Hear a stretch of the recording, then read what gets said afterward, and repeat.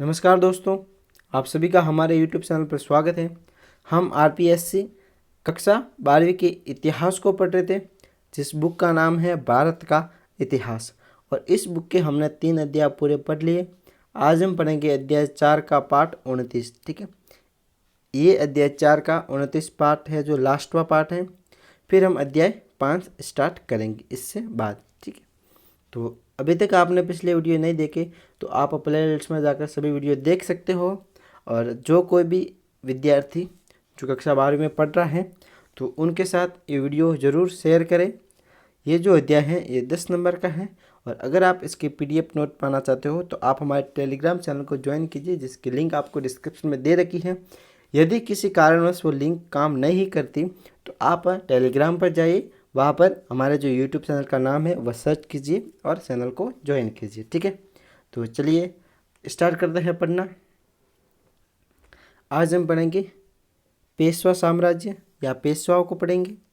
तो इन जो पेशवा हैं उनका शासनकाल है 1713 से 1740 ईस्वी। शिवाजी के कमज़ोर उत्तराधिकारियों के समय मराठा साम्राज्य की बागडोर उनके पेशवा प्रधानमंत्री के हाथ में आ गई। पेशवाओं के शासन का प्रारंभ बालाजी विश्वनाथ 1713 से 20 ईस्वी के समय हुआ, जिसे इस पद पर मराठा शासक शाहू द्वारा 1713 ईस्वी में नियुक्त किया गया था। इसके समय में सैयद बंधु अब्दुल्ला खां और हुसैन अली दिल्ली के शासक निर्माता थे। सैयद बंधुओं ने बहादुर शाह प्रथम को हटाकर फर्रुखसियर को मुगल सिंहासन पर बैठाया, किंतु वह शीघ्र ही इन दोनों भाइयों के खिलाफ षड्यंत्र करने लगा। दक्कन में मौजूद मीर बख्शी हुसैन अली को जब इस षड्यंत्र की जानकारी हुई तो उसने फर्रुखसियर पर प्रहार करने के लिए मराठा शासक शाहू के साथ 1719 ईस्वी में एक संधि की। इस संधि की शर्तें निम्नलिखित थी। पहले, मुगलों द्वारा शाहू को वे सब प्रदेश लौटा दिए जाए जो शिवाजी के स्वराज्य नाम से प्रसिद्ध हैं। खानदेश, बरार, गोंडवाना, हैदराबाद और कर्नाटक के मराठों द्वारा हाल ही में जीते गए प्रदेश पर उनका अधिकार स्वीकार कर लिया गया। मराठों को दक्कन के 6 प्रांतों में चौथ और सरदेशमुखी, ये दोनों कर थे, ठीक है, नामक कर वसूल करने की अनुमति दे दी जाएगी। चौथ के बदले 15,000 मराठा सैनिक मुगल सम्राट की सेवा में रहेंगे। दिल्ली में नजरबंद शाहू की माता यसुबाई व पत्नी सहित मराठा राज परिवार के सदस्यों को मुक्त कर वापस भेज दिया जाएगा। हुसैन अली के दिल्ली की तरफ प्रस्थान करने पर संधि अनुसार बालाजी विश्वनाथ व खांडेराव धमादे के नेतृत्व में 15,000 मराठा सैनिकों ने उनका साथ दिया।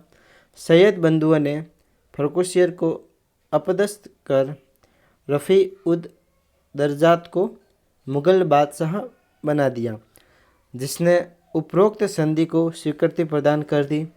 दक्कन में सौत और सरदेशमुखी की वसूली के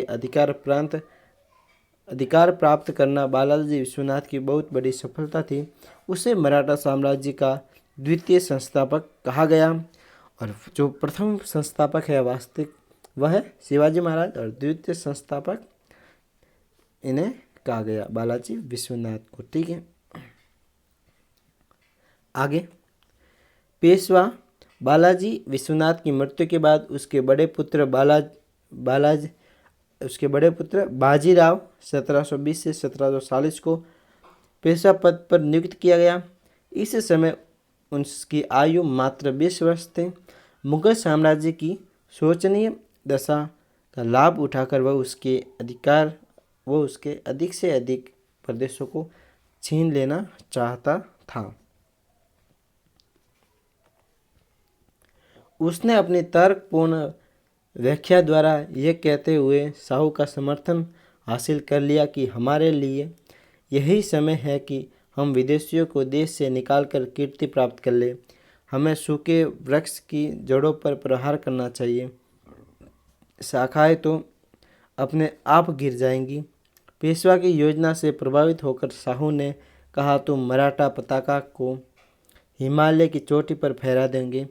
तुम वास्तव में योग्य पिता के योग्य पुत्र हो। मार्च 1728 ईस्वी को औरंगजेब के पास पालखेड़ नामक स्थान पर पेशवा ने निजाम की सेनाओं को पराजित कर उसे मुंगी शिवगांव की संधि पर हस्ताक्षर करने के लिए बाध्य कर दिया। और इस संधि की निम्नलिखित शर्तें हैं इस प्रकार। निजाम ने संभाजी की सुरक्षा की जिम्मेदारी छोड़कर उसे पन्हाला भेजना स्वीकार कर लिया। छीने के मराठा प्रदेश तथा मराठा कैदियों को छोड़ देने का निर्णय लिया गया। 1719 ईस्वी की संधि के अनुसार साहू के चौथ तथा सरदेशमुखी कर की वसूली के अधिकार को मान लिया गया। कुछ समय बाद चौथ और सरदेशमुखी के बदले पेशवा ने प्रतिज्ञा कर ली कि वह निजाम के प्रदेशों पर आक्रमण नहीं करेगा और निजाम ने मराठों के उत्तरी भारत पर आक्रमण करने में तटस्थ रहना स्वीकार कर लिया। अब पेशवा ने उत्तर भारत पर अपना ध्यान केंद्रित करते हुए 1728 ईस्वी में मालवा और बुंदेलखंड के मुगल प्रदेशों पर अधिकार कर लिया। मार्च 1737 में अवध के सूबेदार सादत खां ने मराठा सेनापति मल्हार राव होलकर को पराजित किया और इस विजय की डींग मारते दिल्ली में सूचना भेजी कि उसने मराठों को चंबल के पार खदेड़ दिया। बाजीराव इस विजय का खंडन करने के लिए 17 दिन हुए का सफ़र मात्र 2 दिन में तय कर दिया। जो 14 दिन का सफ़र था, सॉरी मैंने 17 दिन बोल दिया था, जो 14 दिन का सफ़र था वह 2 दिन में तय कर दिल्ली पर टूट पड़ा। इस आक्रमण से भयभीत मुगल सम्राट को बाजीराव ने संदेश भेजा कि उसके अभियान का उद्देश्य कुछ प्राप्त करना नहीं अपितु सिर्फ यह दिखाना है कि वह अभी भी जिंदा है। दिल्ली से लौटने के बाद पेशवा ने निजाम को पराजित कर 17 जनवरी 1738 को दोहरा सराय की संधि करने के लिए उसे बाध्य किया। तो दोस्तों, इसी के साथ आपके अध्याय 4 की भी समाप्ति होती है। हमने अध्याय 2, 3, 1, 2 और 3 और आज 4, तो चारों अध्याय हमने पूरे कंप्लीट कर लिए। हम कल पढ़ेंगे अध्याय 5, तो ज़रूर देखना। और अगर आपको वीडियो पसंद आया है तो इस वीडियो को लाइक करना और अपने सभी दोस्तों के साथ शेयर करना। और अभी तक चैनल को सब्सक्राइब नहीं किया है तो चैनल को सब्सक्राइब कर बेल आइकन भी ज़रूर दबाना ताकि आने वाले सभी वीडियो की जानकारी मिल सके। थैंक यू दोस्तों।